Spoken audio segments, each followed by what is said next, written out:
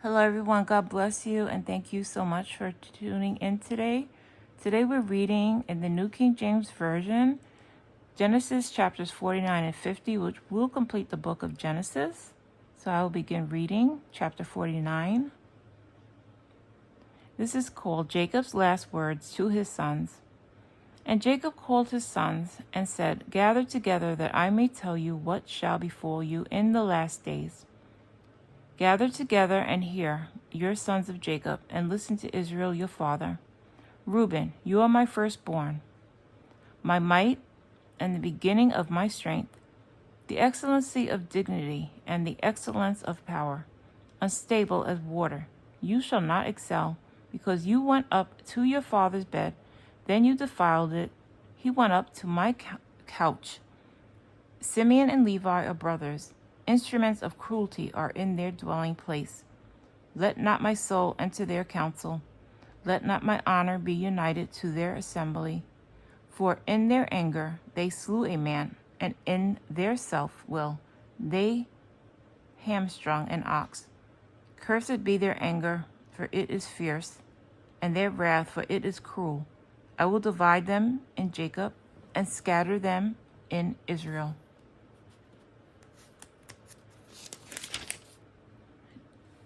Judah, you are he whom your brothers shall praise.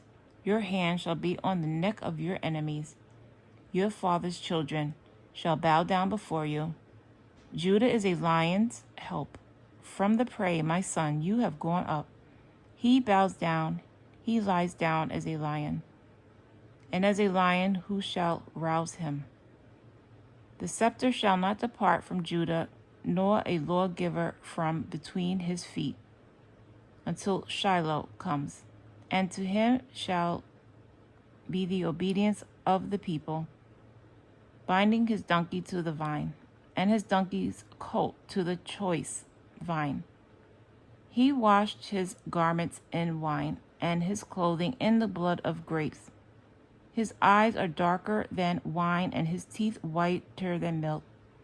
Zebulun shall dwell by the haven of the sea. He shall become a haven for ships, and his border shall adjoin Sidon. Issachar is a strong donkey, lying down between two burdens. He saw that rest was good, and that the land was pleasant.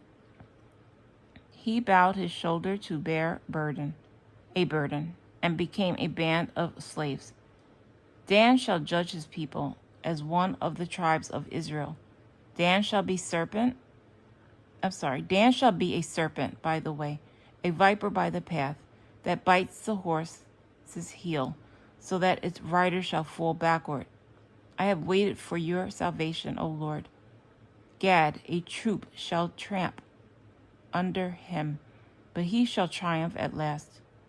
Bread from Asher shall be rich, and he shall yield royal dainties. Naphtali is as a deer let loose. He uses beautiful words. Joseph is a fruitful bough by a well. His branches run over the wall.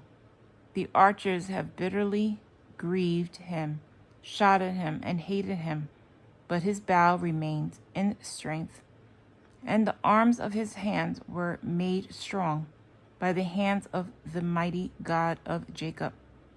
From there is the shepherd, the stone of Israel. By the God of your father, who will help you, and by the mighty, who will bless you, with blessings of heaven above, blessings of the deep that lies beneath, blessings of the breast and of the womb. The blessings of your father have excelled the blessings of my ancestors, up to the utmost bound of the everlasting hills. They shall be on the head of Joseph, and on the crown of the head of him who was separate from his brothers. Benjamin is a ravenous wolf. In the morning he shall devour the prey, and at night he shall divide the spoil. All these are the 12 tribes of Israel, and this is what their father spoke to them. And he blessed them. He blessed each one according to his own blessing. Then he charged them and said to them, I am to be gathered to my people. Bury me with my fathers in the cave that is in the field of Ephron the Hittite, in the cave that is in the field of Machpelah, which is before Mamre, in the land of Canaan, which Abraham bought with the field of Ephron the Hittite as a possession, for a burial place. There they buried Abraham and Sarah his wife. There they buried Isaac and Rebekah his wife. And there I buried Leah. The field and the cave that is there were purchased from the sons of Heth. And when Jacob had finished commanding his sons, he drew his feet up into the bed and breathed his last, and was gathered to his people. Genesis chapter 50. Then Joseph fell on his father's face and wept over him and kissed him. And Joseph commanded his servants, the physicians, to embalm his father. So the physicians embalmed Israel. 40 days were required for him, for such are the days required for those who are embalmed. And the Egyptians mourned for him 70 days. Now, when the days of his mourning were past, Joseph spoke to the household of Pharaoh, saying, If now I have found favor in your eyes, please speak in the hearing of the Pharaoh, saying, My father made me swear, saying, Behold, I am dying in my grave, which I dug for myself in the land of Canaan.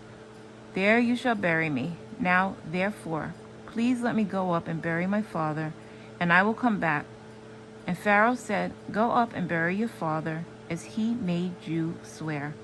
So Joseph went up to bury his father, and with him went up all the servants of Pharaoh, the elders of his house, and all the elders of the land of Egypt, as well as all the households of Joseph, his brothers, and his father's house.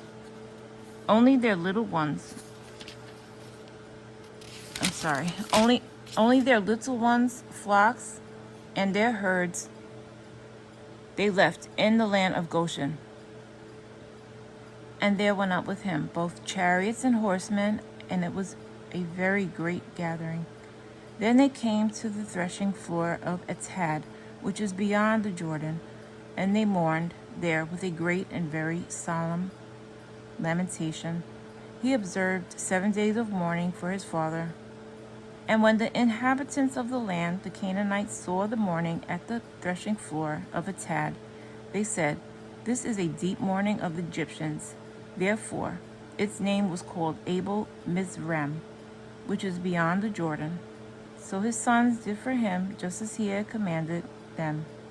For his sons carried him to the land of Canaan, and buried him in the cave of the field of Machpelah, before Mamre, which Abraham brought with the field from Ephron the Hittite, as property for a burial place. And after he had buried his father, Joseph returned to Egypt, he and his brothers, and all who went with him to bury his father. When Joseph's brothers saw that their father was dead, they said, Perhaps Joseph will hate us, and may actually repay us for all the evil which we did to him. So they sent messengers to Joseph, saying, Before your father died, he commanded, saying, Thus you shall say to Joseph, I beg you, please forgive the trespass of your brothers and their sin, for they did evil to you. Now, please forgive the trespasses of the servants of the God of your father. And Joseph wept when they spoke to him. Then his brothers also went and fell down before his face, and they said, Behold, we are your servants. Joseph said to them, Do not be afraid, for am I in the place of God? But as you meant evil against me, but God meant it for good, in order to bring it about, as it is the day to save many people alive. Now, therefore, do not be afraid. I will provide for you and your little ones. And he comforted them and spoke kindly to them. So Joseph dwelt in Egypt, he and his father's household, and Joseph lived 110 years. Joseph saw Ephraim's children to the third generations. The children of Machir, the son of Manasseh, were also brought up on Joseph's knees. And Joseph said to his brethren, I am dying, but God will surely visit you and bring you out of the land to the land of which he swore to Abraham, to Isaac, and to Jacob. Then Joseph took an oath from the children of Israel, saying, God will surely visit you, and you shall carry up my bones from here. So Joseph died, being 110 years old, and they embalmed him, and he was put in a coffin in Egypt. And that is the conclusion of chapter 50. That is the conclusion of actually the book of Genesis. So next we will be starting the book of Exodus. Thank you so much for listening, everyone. I all hope you have a blessed day or evening.